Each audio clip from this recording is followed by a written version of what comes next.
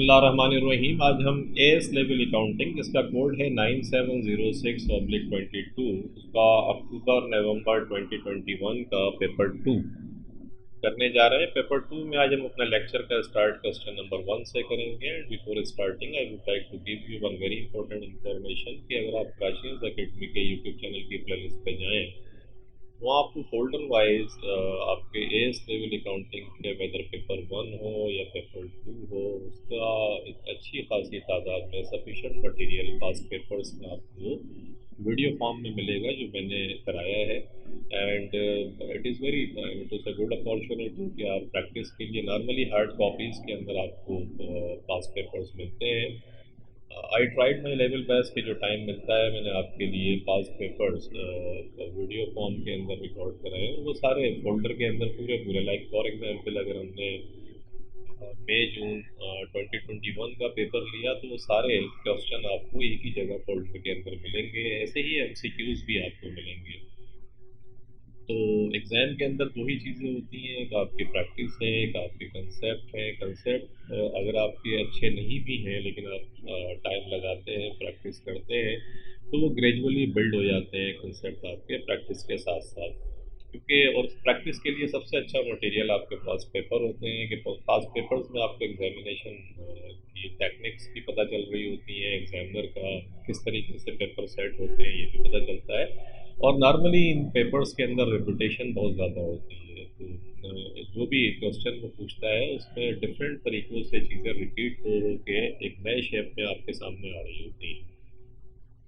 तो बिल्कुल जाके उसको प्रैक्टिस करें। आई वुड स्ट्रांगली रिकमेंड कि आप वहाँ जाएं। इसके अलावा ए लेवल अकाउंटिंग और ओ लेवल अकाउंटिंग, इन सब के पास पेपर्स वहाँ पर मिलेंगे। तो आपके जूनियर हों या आपके सीनियर्स हों, ये जो सिलसिला हमने शुरू किया है, इसमें आप भी अपना हिस्सा डालें। और वो जो आपके दोस्त हैं, आपके सीनियर हैं, तो उनको भी बताएं कि ए लेवल अकाउंटिंग के अभी रिसेंटली मैंने शुरू किया था, तो उसकी भी अच्छी खासी तादाद में पेपर सारे सोल्ड फॉर्म के अंदर पड़े हुए हैं। और ओ लेवल अकाउंटिंग के तो अच्छा खासा सबसे ज़्यादा मटेरियल ओ लेवल अकाउंटिंग का है, कि आई थिंक 2017 2014-15 तक के पेपर्स मिलेंगे उसमें, पेपर 1 हो या पेपर 2।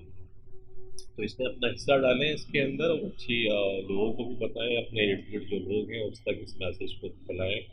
हम अपने लेक्चर का स्टार्ट करते हैं क्वेश्चन नंबर 1 से। और इट्स वेरी इंटरेस्टिंग क्वेश्चन। इसके अंदर फाइनेंशियल स्टेटमेंट्स हैं, और फाइनेंशियल स्टेटमेंट के अंदर डिफरेंट किस्म के कंसेप्ट हैं जो हम सीखेंगे, पढ़ेंगे। Let's start. The following balances have been expected from the books of P limited at 31 August 2021। 5% debentures आपको दिया हुआ है। 5% डिवेंचर 2022 और 2023 के अंदर ये पे ऑफ होगा जाके, और इस वक्त हम बैठे हुए हैं 2021 के अंदर। 5% डिवेंचर का मकसद है कि ये जो पैसा हमने लिया है, डिवेंचर इनने इशू करें, इस पर 5% इंटरेस्ट हम पे करते हैं। तो 5% फॉर द होल ईयर, इसका अगर मैं 5% निकालूँ तो 1800 बनता है ये for the whole year. Administrative expenses इसने 35,180 दिए हुए हैं। बैंक का ये कहता है क्रेडिट बैलेंस है। क्रेडिट बैलेंस का मकसद होता है ओवरड्राफ्ट। बैंक ओवरड्राफ्ट का मकसद है कि बैंक में जो अकाउंट आपके जो पैसे थे उससे ज़्यादा रकम आपने बैंक से निकलवा ली। Now it has converted, debit से क्रेडिट अकाउंट के अंदर कन्वर्ट हो गया। ओवरड्राफ्ट कहते हैं। कैरेज इनवर्ट का मकसद ये हो गया कि जो मटेरियल आपने खरीदा था, परचेज किया था, बाय किया था, उसको अपनी प्लेस पर लाने में जो आपने ट्रांसपोर्टेशन दी, और नॉर्मली इसको परचेजेस के अंदर ऐड करते हैं। डिलीवरी व्हीकल दी हुई है, डिलीवरी व्हीकल की कॉस्ट है $89,420, और प्रोविज़न फॉर डेप्रिसिएशन दिया हुआ है $42,200। डिस्ट्रीब्यूशन कॉस्ट आपको दी हुई है $44,320 की। डिविडेंड पेड, जो डिविडेंड पे किया वो $3,000 का है। Freehold property at valuation at 31 August 2020, freehold property इसने आपको दी हुई है। इंटरेस्ट पेड है आपके पास $1,590 का। इन्वेंट्री दी हुई है। इन्वेंट्री एट 1 सितंबर 2020 को दी हुई है। ओपनिंग इन्वेंट्री है। परचेजेस आपको दी हुई है। रेवेन्यू आपके पास है। रिटेन अर्निंग्स दी हुई है आपको। रिटर्न्स आउटवर्ड का मकसद है परचेजेस रिटर्न, जो परचेजेस में से माइनस करेंगे आप। और उसके बाद रिवैल्यूएशन रिजर्व आपको दिया हुआ है $6,000 का है। शेयर कैपिटल आपको दिया हुआ है। ऑर्डिनरी शेयर ऑफ $0.50 ईच का मकसद है जो शेयर है आपका 60,000 की वैल्यूएशन है, इसको अगर मैं डिवाइड करूँ $0.5 जो इसकी वैल्यू है, तो अमाउंट को अगर आप डिवाइड कर देते हैं वैल्यूएशन से जो पर डॉलर वैल्यू है, तो नंबर ऑफ शेयर्स आपके पास आ जाते हैं 120,000 शेयर्स थे। $0.50 का एक शेयर है, मल्टीप्लाई करेंगे तो 60,000 का अमाउंट आ जाएगा। शेयर प्रीमियम आपको दिया हुआ है, ट्रेड पेएबल आपको दिया हुआ है, ट्रेड रिसीवेबल है जो आपको पैसा लोगों से लेना है, ट्रेड पेएबल जो पेमेंट आपको करनी है अपने सप्लायर को, शेयर प्रीमियम जो आपके शेयर की ओरिजिनल वैल्यू थी उससे ज़्यादा वैल्यू के ऊपर आपने शेयर इशू करे तो वो प्रीमियम कहलाता है। वेजेस एंड सैलरीज आपको दी हुई है $26,100 की। The freehold property was revalued on 1st September 2020 at 58,000. Revaluation जब आपने इसको करी और इसकी वैल्यूएशन आपने देखी मार्केट में क्या है, तो 58,000 की इसकी वैल्यूएशन आपने बनाई। 1 सितंबर को ये करी थी। The revaluation has not yet been recorded in the books of accounts. Books of account में अभी तक आपने इसको रिकॉर्ड नहीं करा। Prepare the journal entry to record the revaluation of the freehold property on 1st September 2020. A narrative is not required. तो revaluation जब आप करते हैं तो वो दो सूत्रों के अंदर सामने आती है। रिवैल्यूएशन गेन भी हो सकता है और रिवैल्यूएशन लॉस भी हो सकता है। रिवैल्यूएशन में आपको लॉस हो गया कि आपकी original value, let's see here कि यहाँ $66,000 की ओरिजिनल वैल्यू थी और 58,000 की रिवैल्यूएशन हुई है, तो 66,000 में से माइनस कर दें, अगर मैं 58,000 माइनस करूँ तो व्हाट आई गेट 6,000 बल्कि $8,000 जो है ये इसका अमाउंट इम्पेयरमेंट, एक तरीके से आप ये समझें कि इसकी इम्पेयरमेंट लॉस हो गया कि आपने इसकी वैल्यू जो है वो कम हो गई है। अब ये लॉस जो होता है इसको रिकॉर्ड करने का दो तरीके होते हैं। एक तरीका तो ये है कि स्प्रेड, अगर आपके पास ऑलरेडी कोई रिवैल्यूएशन रिजर्व पड़ा हुआ है तो आप उसको इस्तेमाल करेंगे। उसको इस्तेमाल कैसे करेंगे, देखिए ये $6,000 का रिवैल्यूएशन रिजर्व है और अगर कुछ ना लिखा हो तो इसका मकसद है ये क्रेडिट बैलेंस है। क्रेडिट बैलेंस का मकसद है पहले जो आपने रिवैल्यूएशन की होगी उसमें आपको एक तरीके से गेन हुआ होगा कि वैल्यूएशन ज़्यादा थी मार्केट में और आपके पास रिकॉर्डेड कैरिंग अमाउंट आपके पास कम थी, तो वो आपने फिर रिवैल्यूएशन रिजर्व प्लस में आ रहा है आपके पास। तो सबसे पहले हम रिवैल्यूएशन रिजर्व को इस्तेमाल करते हैं और बाकी जो होता है वो इनकम स्टेटमेंट में चार्ज करते हैं, क्योंकि हमें इस दफ़ा रिवैल्यूएशन के अंदर $8,000 का लॉस हुआ है। तो इम्पेयरमेंट है $8,000 की, जिसमें से 6,000 का रिजर्व ऑलरेडी मौजूद है क्रेडिट के अंदर। वैल्यूएशन रिजर्व को डेबिट कर देंगे $6,000 से, इनकम स्टेटमेंट को डेबिट कर देंगे 2,000 से, ये इस साल इनकम स्टेटमेंट के अंदर हिट लगेगी आपको, और उसके बाद फ्री होल्ड प्रॉपर्टी को क्रेडिट कर देंगे 8,000 से। जब इसको 8,000 से क्रेडिट कर देंगे तो ये 66,000 डेबिट में पड़ा हुआ है, 8,000 से क्रेडिट करेंगे तो आपके पास ये जो रिवैल्यूएशन अमाउंट है 58,000 की, ये आपके पास आ जाएगी। तो this is the whole concept.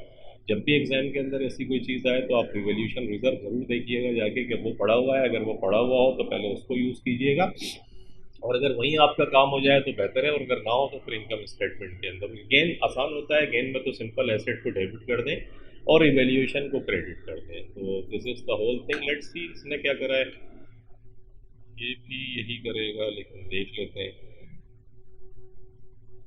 Revaluation reserve debit हो गया, इनकम स्टेटमेंट डेबिट हो गई और फ्री होल्ड प्रॉपर्टी क्रेडिट हो गई, जो मैंने आपको कराया। उसके बाद question number, let's move forward. आगे कहता है कि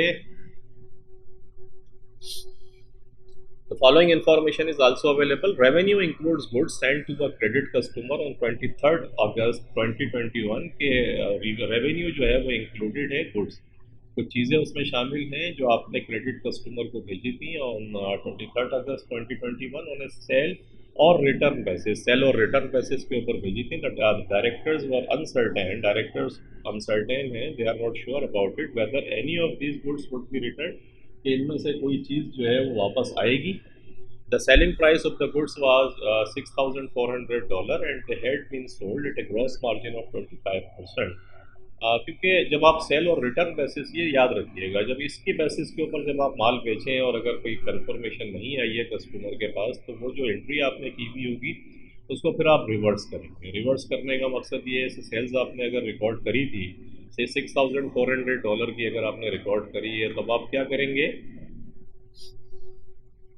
ये जो रेवेन्यू दिया हुआ है 200 16,000, इसमें से माइनस कर देंगे आप 6,400।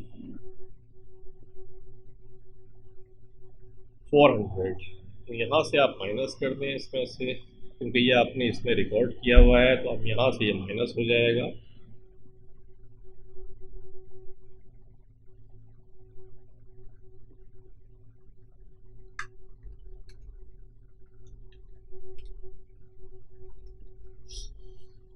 टू 200, ये एक्चुअली आपका रेवेन्यू होगा। और ये जो ग्रॉस मार्जिन जब आप निकालेंगे वो कैसे निकालेंगे, 6,400 है, इसका आप 25%, ग्रॉस मार्जिन हमेशा रेवेन्यू के ऊपर लगता है, तो 25% निकाल लें इसका आप। 1,600 इसमें से माइनस करेंगे तो 5,000। इसका मकसद ये बल्कि 6,400 माइनस 1,600 बट यू गेट 4,800। तो 4,800 जो है ये कॉस्ट, ये एंडिंग इन्वेंट्री है, और ये एंडिंग इन्वेंट्री के अंदर प्लस हो जाएगी। इन्वेंट्री जो दी हुई है, inventory in P limited's warehouse at 31 August 2021 was valued at cost 18,600 में ये 4,800 प्लस और हो जाएगा, क्योंकि ये माल वापस आ गया तो इसको इन्वेंट्री ट्रीट करेंगे अपने पास। तो 18,600 में प्लस कर देंगे 4,800, 23,400। ये आपके पास एंडिंग इन्वेंट्री हो गई। और रेवेन्यू की एडजस्टमेंट आपने देखी कि रेवेन्यू को एडजस्ट करेंगे। अगला आ जाए, debenture interest had been paid to 30 June 2021, 30 जून तक का पेमेंट कर दी थी। 30 जून तक की पेमेंट करने का मकसद ये हुआ मेरे भाई कि इंटरेस्ट कॉस्ट कितनी दी हुई है आपको देख लेते हैं। इंटरेस्ट पेड लिखा हुआ था 1,590, ये देख रहे हैं लिखा हुआ है। मैंने आपको कहा था कि डेवेंचर इंटरेस्ट सिर्फ एक ही चीज़ का है, इंटरेस्ट का। ये जो 1,800 जो आपके पास आया है ये पूरे साल का है, और ये कहता है आपको एडजस्टमेंट के अंदर कि कब तक का पे हुआ है, 30 जून का। आप फाइनेंशियल स्टेटमेंट कब का बना रहे हैं, इसने आपसे मांगा क्या है वो भी देख लेते हैं। रिक्वायर्ड में कहता है prepare the income statement for the year ended 31 August 2021, use the space on the next page for your working. अपनी वर्किंग के लिए ये पेज आप इस्तेमाल करें। तो इनकम स्टेटमेंट एक्चुअली उसने मांगा है, हम एडजस्टमेंट इसीलिए करते हुए चले आ रहे हैं जो मैं आपको बता रहा हूँ। रेवेन्यू इसने दिया है आपको, रेवेन्यू के बाद स्प्रेड इसने कॉस्ट ऑफ सेल्स आपसे लिख दी है। ये फॉर्मेट आपको ये इस्तेमाल करना है। तो इसका मकसद है ग्रॉस प्रॉफिट है, एडमिनिस्ट्रेटिव एक्सपेंसेस हैं, फिर डिस्ट्रीब्यूशन कॉस्ट है। अलग अलग इसमें कुछ नहीं दिया है, या तो आप एडमिनिस्ट्रेटिव एक्सपेंसेस में डाल दें, और जितनी भी आपकी जो वेयर हाउस हो गया, आपके डिलीवरी व्हीकल्स हो गई, उनका डेप्रिसिएशन है, आपका फ्री होल्ड प्रॉपर्टी आपने करी, और जितने भी एक्सपेंसेस हैं एडमिनिस्ट्रेटिव साइड से हट कर, वो सब डिस्ट्रीब्यूशन कॉस्ट में आएंगे। प्रॉफिट फ्रॉम ऑपरेशन आ जाएगा, फाइनेंस कॉस्ट आपको दी हुई है, और प्रॉफिट फॉर द ईयर फिर आपका निकल जाएगा। तो इसका मकसद है फॉर्मेट के हिसाब से मैं देखूँ तो फाइनेंस कॉस्ट आपकी है। फाइनेंस कॉस्ट के अंदर 30 जून तक का इसने बताया आपको कि पे हो गया है। तो जून के बाद ये अगस्त का मांग रहा है हमसे, तो जून के बाद आप मंथ गिन लें, जून के बाद जुलाई, जुलाई के बाद अगस्त, यानी 2 मंथ्स का पे नहीं हुआ। तो मल्टीप्लाइड बाई 2 डिवाइडेड बाई 12, क्योंकि ये परसेंटेज से जो निकलता है वो पूरे साल का होता है। आपको 2 मंथ्स का निकलना है। 1,800 मल्टीप्लाइड बाई 2 डिवाइडेड बाई 12, 300 आपके पास आ गए।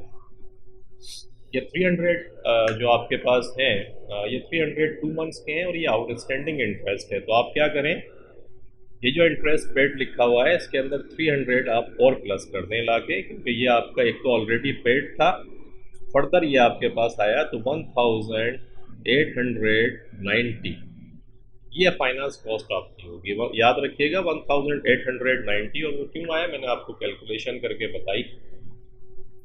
उसके बाद आगे आ जाए, आगे कहता है कि wages and salaries of 620 were outstanding at 31 August 2021। 620 की वेजेस एंड सैलरीज आउटस्टैंडिंग थी। तो वेजेस एंड सैलरीज आपकी कितनी दी हुई है यहाँ देख लें आके, इसके अंदर प्लस कर दें। आप क्या करें, 620, तो 620 इसको प्लस कर दें लाके यहाँ पे,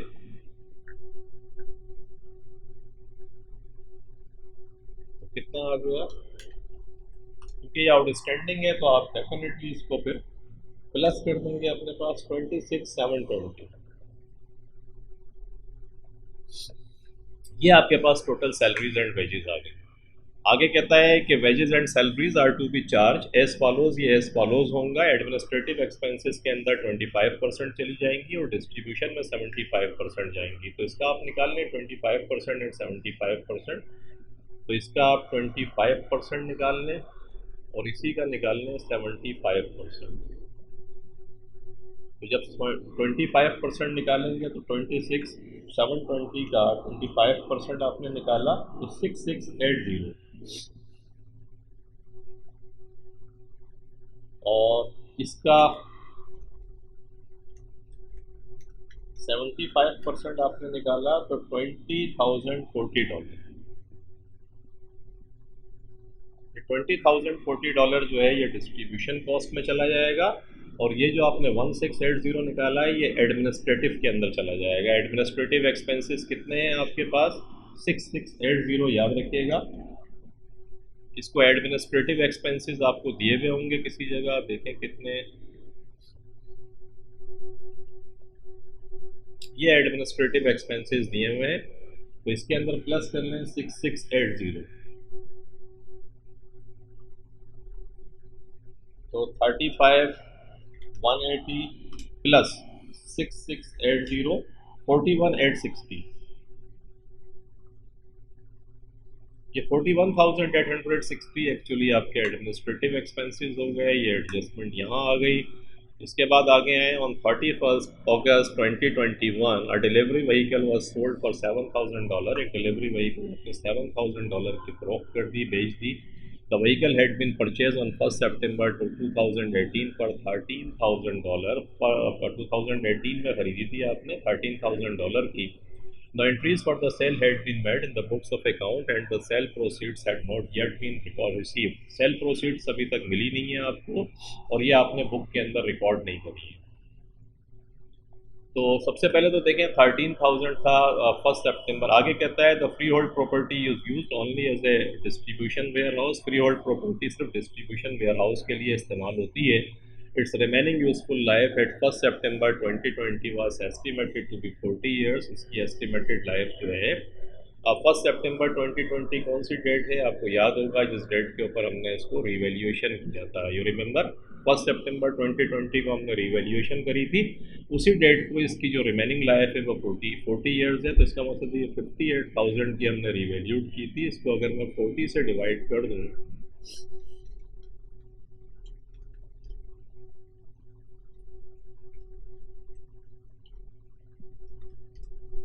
तो 1450, ये 1450 इसका डेप्रिसिएशन हो जाएगा, क्योंकि नॉर्मली लैंड जो है उस पर डेप्रिसिएशन, ये इसकी लाइफ लीज पर ली हुई है तो फ्री होल्ड प्रॉपर्टी है, और इसकी 40 ईयर्स इसकी लाइफ उन्होंने करी है। तो 40 से डिवाइड करके स्टेट आप निकालते हैं, डेप्रिसिएशन आ जाएगा आपका।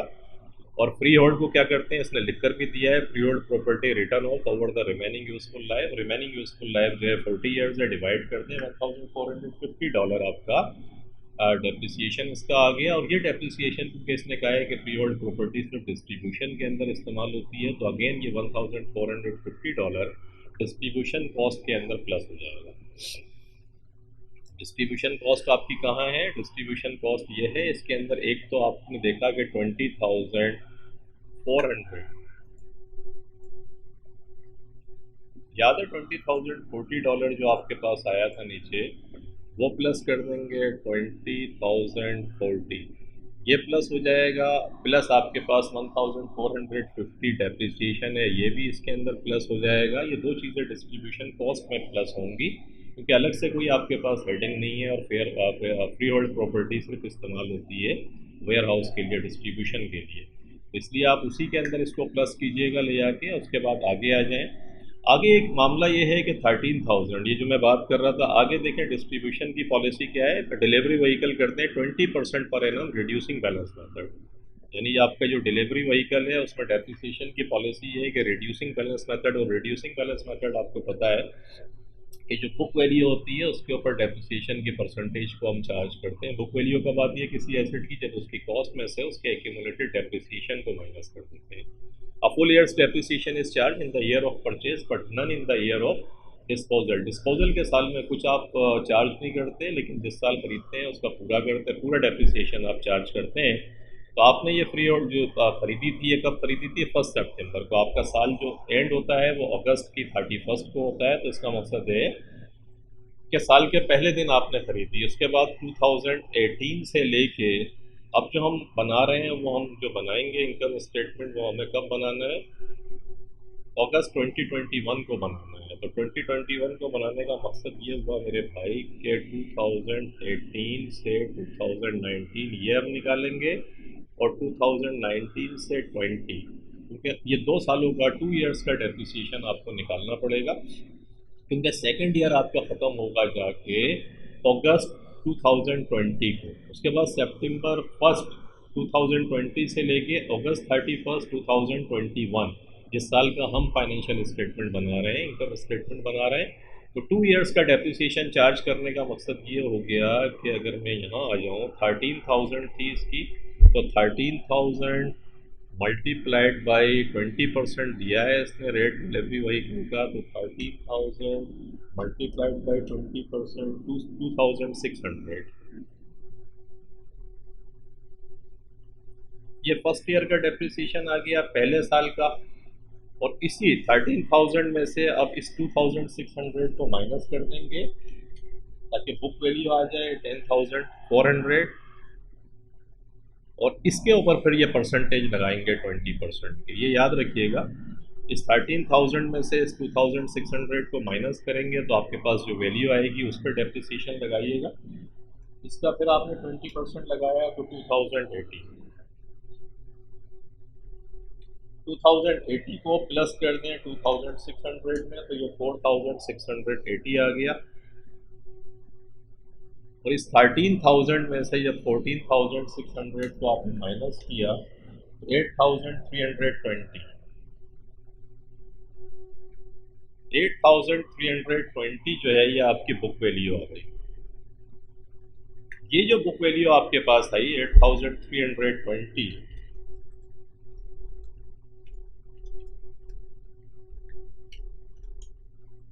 ये 8,320 को आपने $7,000 के अंदर इसको बेच दिया। आप देख रहे होंगे इसने आपको बताया है सवाल के अंदर, क्वेश्चन में, कि $7,000 में आपने इसको बेच दिया। तो 8,320 की जो डिलीवरी व्हीकल थी, अगर हम $7,000 के अंदर बेच रहे हैं तो $1,320 का लॉस ऑन डिस्पोजल है आपका। ये लॉस ऑन डिस्पोजल जो है, क्योंकि डिलीवरी व्हीकल भी आप डिस्ट्रीब्यूशन के लिए इस्तेमाल करते हैं, 1,320 डॉलर जो है जो लॉस हुआ है, इसको भी आप डिस्ट्रीब्यूशन कॉस्ट के अंदर ही शो करेंगे। ये भी डिस्ट्रीब्यूशन कॉस्ट का पार्ट है, तो इसको फिर अगेन डिस्ट्रीब्यूशन कॉस्ट में ले जाएं 1,320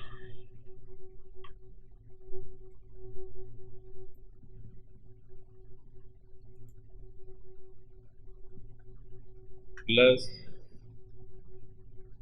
1,320। ये भी डिस्ट्रीब्यूशन लॉस जो है इसको आप डिस्ट्रीब्यूशन कॉस्ट आपकी आप बेयर करेंगे वहाँ, इसको वहाँ रिकॉर्ड करेंगे। सेकंड चीज़ एक और है कि जो आपकी डिलीवरी व्हीकल थी उसकी कॉस्ट थी 89,420। 89,420 में से 13,000 को आप माइनस कर दें। आप कहेंगे क्यों माइनस करें? एक्चुअली ये डिलीवरी व्हीकल जो आपने बेची है उसकी कॉस्ट है 13,000, ताकि रिमेनिंग वैल्यू आपके पास आए जिस पे आप डेप्रिसिएशन, क्योंकि डेप्रिसिएशन तो आपको इसका भी निकालना है। तो 89,420 में से माइनस करते हैं 13,000, ये 76,420। और ये जो 40 जो आपने डेप्रिसिएशन एक्यूमुलेटेड डेप्रिसिएशन निकाला था, क्योंकि एक्यूमुलेटेड डेप्रिसिएशन देख रहे हैं जो आपने डिलीवरी व्हीकल सेल करी है उसका एक्यूमुलेटेड डेप्रिसिएशन $4,680 था। तो ये भी आप यहाँ से माइनस करें लाके, जो 4,680, ताकि आपके पास ये पता चले कि रिमेनिंग कितना है। तो 42,200 में से माइनस करते हैं 4,680, तो 37,520 ये एक्यूमुलेटेड डेप्रिसिएशन आपके पास आया। कॉस्ट में से उसको माइनस करें ताकि बुक वैल्यू आ जाए 76,420 में से माइनस करें तो $38,900। इन दोनों में से आप $38,900, इस $38,900 जो बुक वैल्यू आपके पास आई, इसका आप 20% निकाल लें। 20% क्या है, क्योंकि जो डिलीवरी व्हीकल है उसका फार्मूला है, जो डेप्रिसिएशन मेथड आप इस्तेमाल करते हैं वो रिड्यूसिंग बैलेंस मेथड है और उसका फार्मूला है book value multiplied by depreciation rate. तो बुक वैल्यू निकालने के लिए हमने ये सारा काम करा कि जो व्हीकल हमने बेची थी, जो सेल की थी, उसकी कॉस्ट और उसके एक्यूमुलेटेड डेप्रिसिएशन को माइनस करेंगे डिलीवरी व्हीकल की कॉस्ट और उसके एक्यूमुलेटेड डेप्रिसिएशन में से, और जो वैल्यू आएगी उसका 20% निकालेंगे। तो 7780, ये 7780 डेप्रिसिएशन आपके पास आया। और ये 7780 जो है ये अगेन डेप्रिसिएशन कॉस्ट के अंदर प्लस हो जाएगा। 7780 ये भी डिस्ट्रीब्यूशन कॉस्ट आपकी जो है उसके अंदर प्लस होगा जाके, तो इसको ध्यान में रखिएगा 7780 को। ये आपके पास आ गया। उसके बाद फिर आगे आ जाएं, आगे देखें वो क्या कहता है। तो फ्री होल्ड प्रॉपर्टी हो गई, ये हो गई, डेप्रिसिएशन भी आपने निकाल लिया। तो अब आपके पास होपफुली सारी चीज़ें तकरीबन कंप्लीट हो गई हैं। एडजस्टमेंट भी आपने सारी की सारी कर ली। अब उसके बाद हम देखते हैं आके कि अब क्या होता है। अब हम यहाँ आ जाएंगे और इसका मांग जो इनकम स्टेटमेंट का जो उसने फॉर्मेट दिया, होपफुली हमारी समझ में सारी चीज़ें आ गई हैं और हम इसको करने के काबिल होंगे। अब इसके अंदर देखें, एक चीज़ ये है कि जो आपके पास रेवेन्यू मैंने आपको एडजस्ट करके बता दिया था। रेवेन्यू $210,200 मैंने आपको माइनस करके एडजस्टमेंट करके देखें बताया था। $210,200 देख रहे हैं आप एडजस्टमेंट जो मैंने आपसे करी करवाई थी। तो ये वैल्यू ऑफ रेवेन्यू की उसने 6,400 जो सेल्स और रिटर्न बेसिस के ऊपर था वो माइनस करके जो वैल्यू आई, देखें इसने वही वैल्यू यहाँ पर लिखी हुई है। ये पहली चीज़ हो गई। कॉस्ट ऑफ सेल्स के अंदर आते हैं। कॉस्ट ऑफ सेल्स निकालने का देखें तरीका ये है कि ओपनिंग इन्वेंट्री आपको दी हुई है। ओपनिंग इन्वेंट्री $22,800 दी हुई है। या $22,800 ओपनिंग इन्वेंट्री आ गई आपके पास। इसके अंदर परचेजेस को प्लस करते हैं। ये परचेजेस देख रहे हैं $88,900 की ये परचेजेस है। तो $88,900 ये परचेजेस प्लस हो गई। परचेजेस प्लस होने के बाद में एंडिंग इन्वेंट्री को माइनस करते हैं क्योंकि ये गुड्स अवेलेबल फॉर सेल्स आ गई। ये दोनों मिलके आपके पास गुड्स अवेलेबल फॉर सेल्स हो गई और इसमें से एंडिंग इन्वेंट्री को माइनस करते हैं। एंडिंग इन्वेंट्री कितनी है आपकी, मैंने एंडिंग इन्वेंट्री के एडजस्टमेंट में आपको बताया था कि एंडिंग इन्वेंट्री की एडजस्टमेंट $23,400 जब हम कर रहे थे तो देखे 23,000 बल्कि $23,400 ये देख रहे हैं आपके पास। ये एंडिंग इन्वेंट्री माइनस हो गई और इसमें दो एडजस्टमेंट हैं। कैरिज इनवर्ड मैंने आपको बताया था कि कॉस्ट है, कॉस्ट ऑफ परचेजेस के अंदर प्लस हो जाएगा। तो कैरिज इनवर्ड $390 ये आप प्लस कर लें। परचेजेस के हिसाब से ये प्लस हो गया $390 और इसमें कैरिज आउटवर्ड बल्कि रिटर्न्स आउटवर्ड था। जो परचेजेस रिटर्न है वो परचेजेस में से क्योंकि माइनस होती हैं तो ये $260 जो आपको आप देख रहे होंगे ये माइनस लिखा हुआ। ये एडजस्टमेंट करके जो कॉस्ट ऑफ सेल्स आ गई वो $88,510 आ गई। अगर आपको थोड़ा अनकंफर्टेबल लग रहा है तो जो नई ट्रेडिशनल फार्मूला है आप उसमें वैल्यूज़ भरते जाएं। ओपनिंग इन्वेंट्री के अंदर परचेजेस में से आप ये करें कि परचेजेस में से लेस कर दें रिटर्न आउटवर्ड,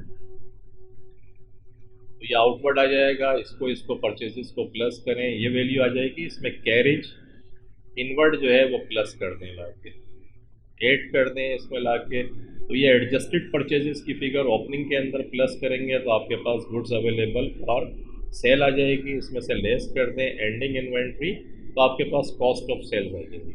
यही चीज़ें यहाँ पर करी हुई हैं। अगर आप अनकंफर्टेबल हैं तो ये जो आपका नॉर्मल जो फॉर्मेट आपके दिमाग में है उसमें भी चीज़ें ले जाके आप जब भरेंगे, मैंने यहाँ एक्सप्लेन तो कर दिया है, तो आपके पास एग्जैक्टली वही चीज़ आएगी। ओपनिंग इन्वेंट्री आपके पास $22,800 है वो यहाँ लिखने ला के परचेजेस $88,900 है, परचेजेस को यहाँ लिखें, इसके अंदर कैरिज इनवर्ड्स जो है प्लस कर दें और परचेजेस रिटर्न जो है 260, परचेजेस रिटर्न जो है माइनस कर दें, कैरिज इनवर्ड प्लस करें, एडजस्टेड फिगर यहाँ आएगी, इसको प्लस करके गुड्स अवेलेबल फॉर सेल्स और उसमें से एंडिंग इन्वेंट्री 23,400 माइनस करेंगे तो you will get the exact amount $88,510, वो जो लिखी हुई आपको नज़र आ रही है। तो रेवेन्यू में से कॉस्ट ऑफ सेल्स माइनस करा, आपके पास ग्रॉस प्रॉफिट आ गया $121,690 का। एडमिनिस्ट्रेटिव एक्सपेंसेस हमने कैलकुलेट किए थे, जो एडजस्टेड फिगर है एडमिनिस्ट्रेटिव एक्सपेंसेस की वो कितनी निकाली थी हमने, देखें $41,860, तो $41,860 ये लिखा हुआ नज़र आ रहा होगा। डिस्ट्रीब्यूशन कॉस्ट के अंदर काफ़ी एडजस्टमेंट थी, तो डिस्ट्रीब्यूशन कॉस्ट की जो एडजस्टमेंट है वो मैं आपको लिखवाता भी चला आ रहा था। हम देखते हैं इसके अंदर क्या है। डिस्ट्रीब्यूशन की जो ओरिजिनल कॉस्ट थी वो कितनी थी आपके पास, डिस्ट्रीब्यूशन की ओरिजिनल कॉस्ट थी आपके पास 44,320, तो 44,320 ये आप देख रहे होंगे, इसके अंदर ये आ गया। इसमें एक चीज़ और थी, डिलीवरी व्हीकल लाइसेंस, कहता है डिलीवरी व्हीकल लाइसेंस तो 540 had been paid for the year ending 31 December 2021। Delivery vehicle का लाइसेंस जो आपने पे करा ये 540 जो है ये एक्चुअली अगस्त के अंदर हम बैठ के इनकम स्टेटमेंट बना रहे हैं। अगस्त के बाद 4 मंथ्स हो रहे हैं जब तक ये चलेगा, इसका मकसद है फॉर द ईयर इनका जो है 2021 में दिसंबर में ख़त्म हो रहा है, तो अगस्त के बाद सितंबर, अक्टूबर, नवंबर, दिसंबर 4 मंथ्स का ये प्रीपेड है।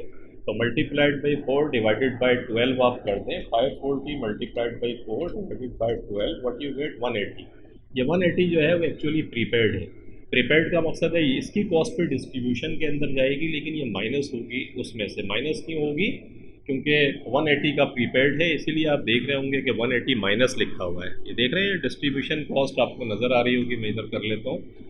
ये 44,300 आपको गिवन था, इसमें से $180 का जो प्रीपेड लाइसेंस है वो माइनस कर दें। 20,040 क्या है, ये 20,040 जो सैलरीज याद होगा, मैं अभी तो जो सैलरीज एंड वेजेस का हमने 25% और 20% जो 75% हमने डिस्ट्रीब्यूशन की थी, तो ये आपके पास सैलरीज एंड वेजेस है 20,040 ये लिखी हुई नज़र आ रही होगी। 1,320 क्या है, 1,320 आपको पता है कि ये लॉस था, लॉस ऑन डिलीवरी। अभी हम कैलकुलेट कर आ रहे हैं, नीचे आपने देखा होगा डिलीवरी व्हीकल जो हमने सेल करी उसका लॉस था 1,300, और ये लॉस जो है मैंने कहा था डिस्ट्रीब्यूशन कॉस्ट में आ जाएगा, तो ये लॉस आपके पास आ गया। 7780 क्या है, 7780 जो है वो एक्चुअली डेप्रिसिएशन है, जो मैंने निकाल के आपको बताया था 7780। ये देखें डिलीवरी व्हीकल का डेप्रिसिएशन 7780, मैंने कहा था इसको भी वहीं प्लस कर दें, ये प्लस हो गया आपके पास आके। और उसके बाद ये 1450 क्या है, 1450 भी मैंने आपको बताया था कि रिवैल्यूएशन जो उसने करी है तो 58 ईयर्स की लाइफ थी, तो उसको बल्कि 58,000 की रिवैल्यूएशन प्राइस थी और 40 ईयर्स की उसकी लाइफ थी, तो 1450 ये आपका फ्री होल्ड प्रॉपर्टी का डेप्रिसिएशन है।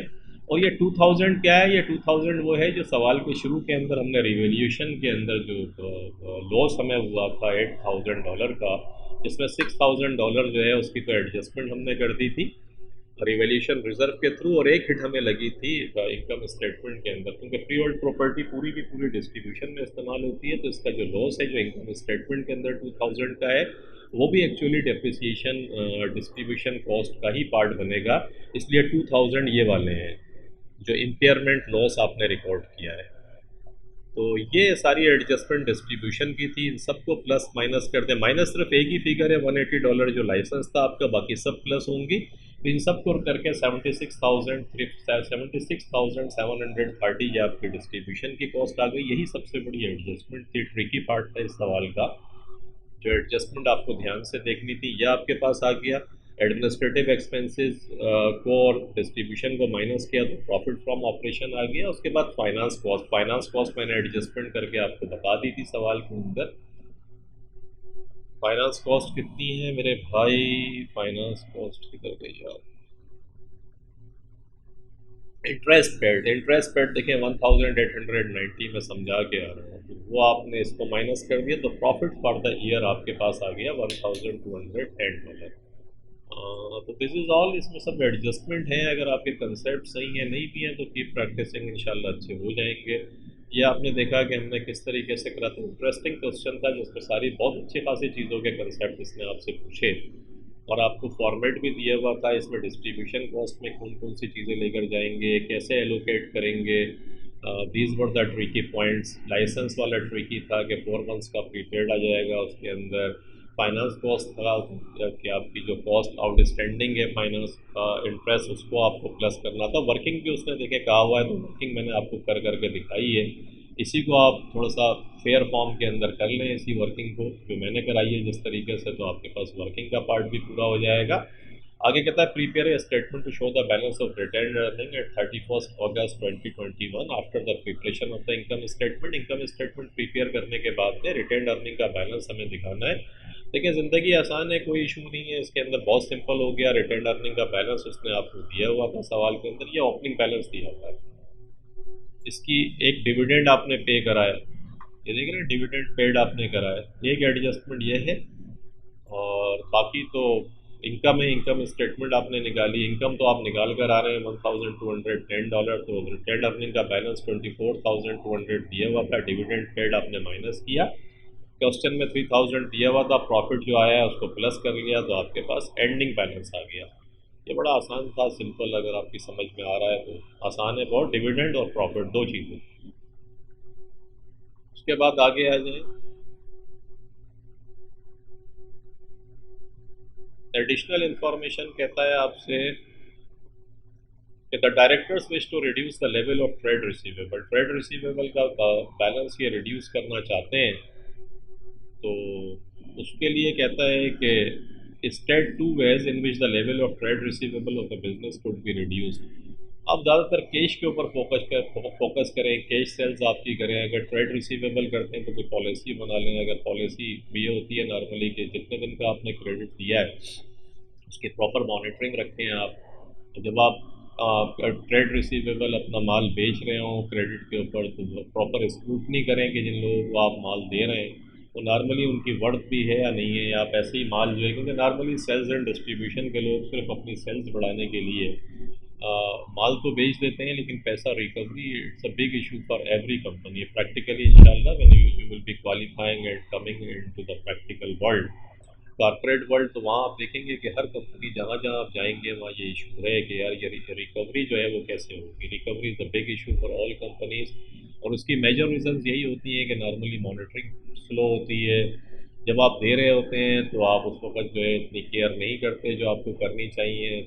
ये छोटी छोटी चीज़ें अगर आप करें तो नॉर्मली जो है होता है डिस्काउंट आप देते हैं लोगों को, offer discount for early settlement. Even Karachi electric हो गया, इलेक्ट्रिक इलेक्ट्रिक कंपनीज हो गई, कई ने तो बाकायदा कराची इलेक्ट्रिक ने रिबेट अनाउंस की थी कि जो लोग अपनी अर्ली पेमेंट करेंगे या जो आउटस्टैंडिंग अमाउंट है उनका अगर आप उसे सेटल्ड करते हैं तो आपको डिस्काउंट मिलेगा, क्योंकि वो फंसी हुई रिकवरी होती है। लोग भी आपके पास आ जाते हैं, तो प्रैक्टिकल बता रहा हूँ आपको, offer discount for early settlement. एक तो डिस्काउंट वो है कि जो टोटल आउटस्टैंडिंग आपका फंस गया, जैसे मैंने कई की एग्जांपल दी, उनकी रिबेट पॉलिसी थी बाकायदा कि जो आउटस्टैंडिंग खड़ा हुआ था उसको अगर अर्ली, उसको आप सेटल, अर्ली नहीं बल्कि उसको सेटल करवाना चाहें तो पेमेंट करें और इतना डिस्काउंट आपको मिलेगा। ये जो बात कर रहा है ये है offer discount for early settlement. जो मैंने दिया वो भी आप दे सकते हैं कि जो आउटस्टैंडिंग खड़ा जो जो आपके पास है, जो आपको रिसीव करना है, उसको सेटल करने की भी आपको रिबेट पॉलिसी ला सकते हैं। Offer discount for early settlement, आप कहते हैं अर्ली अगर आप सेटल करेंगे तो आपको डिस्काउंट मिलेगा। Charge interest on over due accounts, जो अगर ओवर ड्यू हो रहे हैं, जो टाइम पे पैसा नहीं देते, उस पर इंटरेस्ट चार्ज करें तो लोग फिर उस डर से आपके पास आ जाएंगे। रेगुलर चेजिंग ऑफ डेट्स, ये बड़ा इंपॉर्टेंट है कि चेज़ करें बाकायदा, कोई मॉनिटरिंग टीम हो, इम्प्रूव क्रेडिट कंट्रोल पॉलिसी आपकी कोई हो, लोग हों जो चेज़ कर रहे हों कस्टमर को। Encourage cash sales rather than credit sales, discourage आप अगर कर सकते हैं, अफोर्ड कर सकते हैं तो कैश सेल्स की तरफ चले जाएं।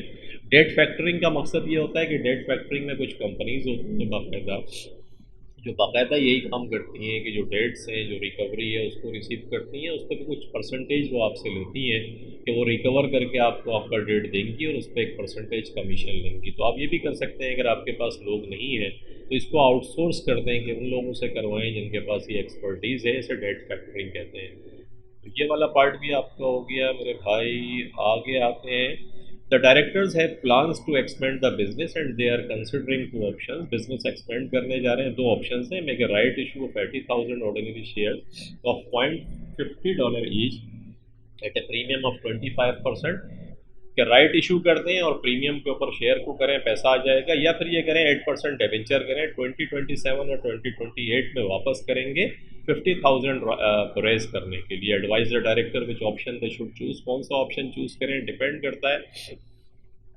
अगर आप राइट इशू की तरफ जाते हैं तो परमानेंट कैपिटल है, आपको कोई इंटरेस्ट नहीं देना पड़ेगा। Would existing share holders be prepared. इसमें देखना ये है कि आप प्लान कर रहे हैं 25% प्रीमियम का, तो जो अब मार्केट में वर्थ है आपकी शेयर की इतनी मिलेगा, आपको नहीं मिलेगा। The shares would have voting rights which could weakens the directors positions.